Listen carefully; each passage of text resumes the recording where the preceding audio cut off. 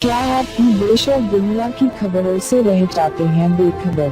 तो सब्सक्राइब कर लीजिए हमारे HT न्यूज चैनल को और बेल आइकॉन को दबाना मत भूलिएगा। सकता हूँ 10 से 12 सीट जीतेंगे और वहाँ हराएंगे मजलिस को। मैं ये भी बोल रहा हूँ, हमारी कोई किसी के साथ ऐसी दोस्त केटीआर जो है तोते हैं बिल्कुल। केटीआर जो है तोते हैं बिल्कुल।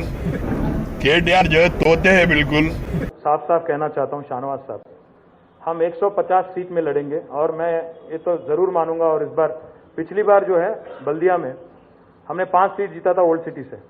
मैं इस बार पक्का दावे के साथ कह सकता हूँ 10 से 12 सीट जीतेंगे और वहाँ हराएंगे मजलिस को। मैं ये भी बोल रहा हूँ, हमारी कोई किसी के साथ ऐसी दोस्ती नहीं है।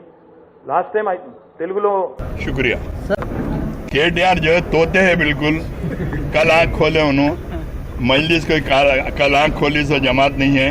मजलिस ऐसे कई इक़्तिदार वालों को देखी, बकौल सालार मिल्लत के सालार हमेशा ये कहते थे कि हमको सीट पे बिठाना भी आता, सीट से गिराना भी आता बल्कि। तो ये कोई हमारे लिए कोई नई बात नहीं है। अगर मजलिस अगर चाही तो न सिर्फ बल्दी इंतखाबात के अंदर बल्कि अगर टीआरएस को इक़्तिदार से भी अगर बेदखल करना पड़ा तो इंशाअल्लाह ताला मजलिस जिस दिन सोचेंगी इंशाअल्लाह 2 महीने के अंदर टीआरएस पार्टी इक़्तिदार से भी बेदखल हो सकती है। ये बातें पुराने हैं, कोई नई बात नहीं है। हर जमात बोलती आई, हर कोई दफन होते गए। मजलिस को अल्हम्दुलिल्लाह दिन ब दिन तरक्की होते आई।